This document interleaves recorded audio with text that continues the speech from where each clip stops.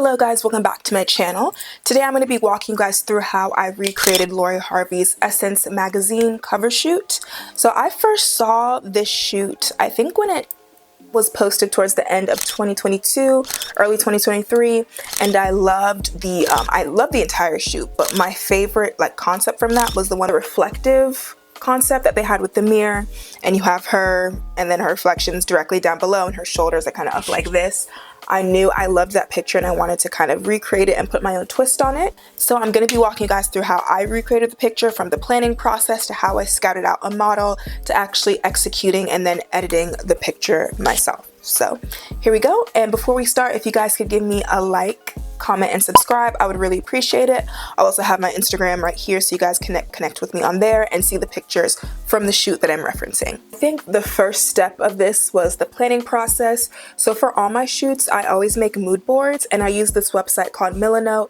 It's completely free. I highly recommend it. They do have payment, actual options where you can pay depending on how many pictures you use and how much storage you have, but the base level free one is more than enough in my opinion to make multiple mood boards. I always have this one main reference picture, and so the main reference picture for this shoot was the one from her Essence magazine cover with the mirror. So I had that, and then I also had other elements that I wanted to incorporate, and for every shoot I do at least 3 looks. Mirror concept was only 1 look out of 3. I'm not going to dive into all the looks we did, I just want to focus on that one, but I'm going to put the mood board up on the screen so you guys can get an idea of how I plan out my shoots. I try not to be too strict on the first draft of the mood board. I just kind of take whatever photos, words, colors come to mind, sometimes even music, just to get for lack of a better word, the vibe that I want for the shoot.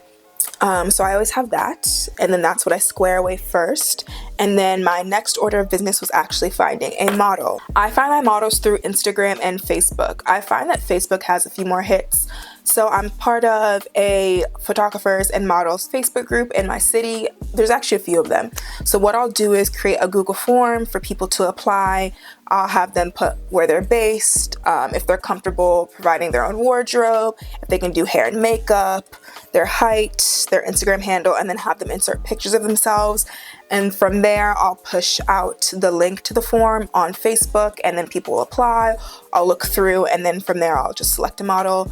Also, sometimes I will just look up a hashtag, whatever city you're in. So if you're based in Atlanta, you put hashtag Atlanta models and then look through and then find people you like and DM them.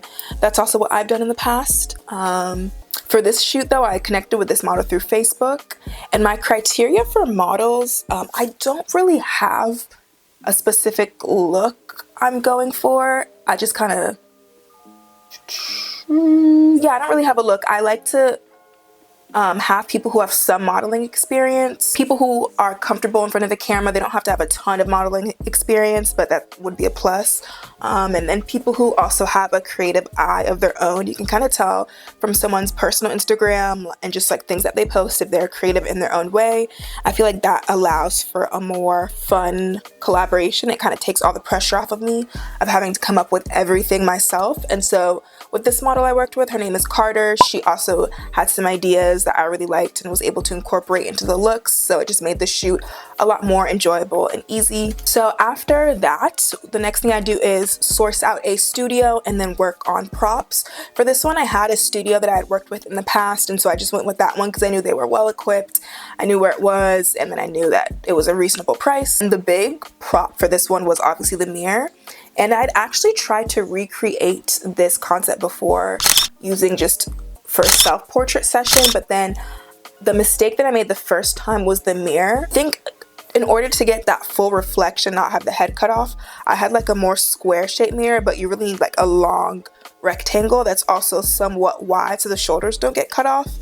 And so I believe I found this mirror on Facebook Marketplace. That's always a good place to get discounted props. And then also Goodwill, you can scout out there.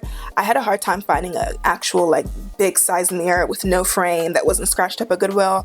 So I went on Facebook Marketplace, met up with someone, bought the mirror, easy peasy. Okay, and then from there, whenever I have inspiration pics, I always kind of look at the image and then decide which parts I want to put a twist on and make my own, and then which parts that I actually want to emulate and keep as part of my twist on it, if that makes sense.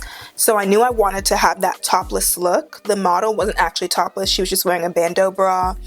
I wanted to incorporate some more jewelry, so I had her wearing like this gold piece.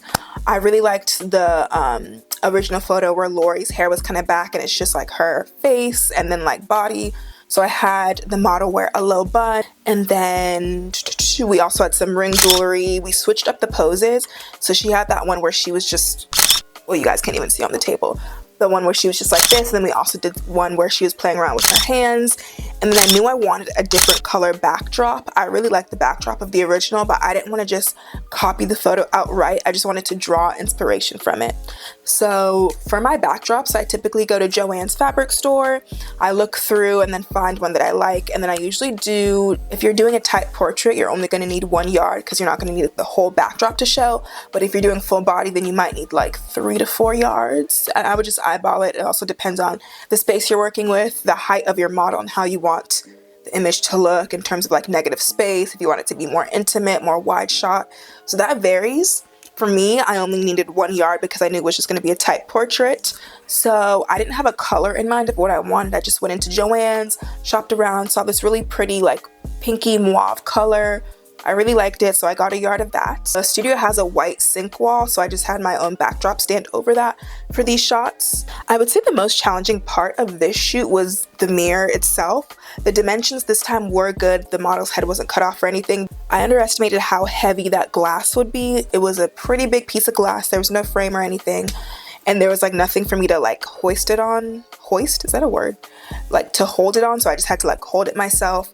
We had a square cube at the studio, so we placed the glass on there, and then the model was on her knees, and I was also knee level with her because I wanted to get like that eye level as opposed to me just doing a bird's eye view.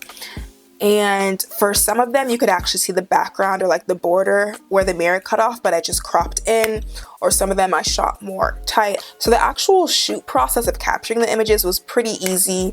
I had, I believe, just one softbox at the studio, and then there was like a constant light in the corner that I used as a fill light, but that honestly didn't really do much, so we just had one light. I was worried about if the light was going to reflect too much on the glass, but the way I positioned it was kind of up a little bit so it didn't directly hit the glass, but you still got a nice frame of light around her, so that really helped a lot. That was pretty much how I recreated the cover shoot. It was pretty easy. This is actually one of my favorite photo shoots to date, I think. Was that this? Yeah, we're in October now. Yes, I shot this in February. It's a really great shoot. Really loved working with Carter. I'll put her details as well as the makeup artist we worked with below, so you guys can check out their Instagrams if you'd like. And yeah, that's pretty much it for this video. I hope you guys enjoyed. I'll also have links to Milanote down below. It's a really cool tool that you guys can use for planning out your shoots. Highly recommend it. I will see you guys next time. Bye.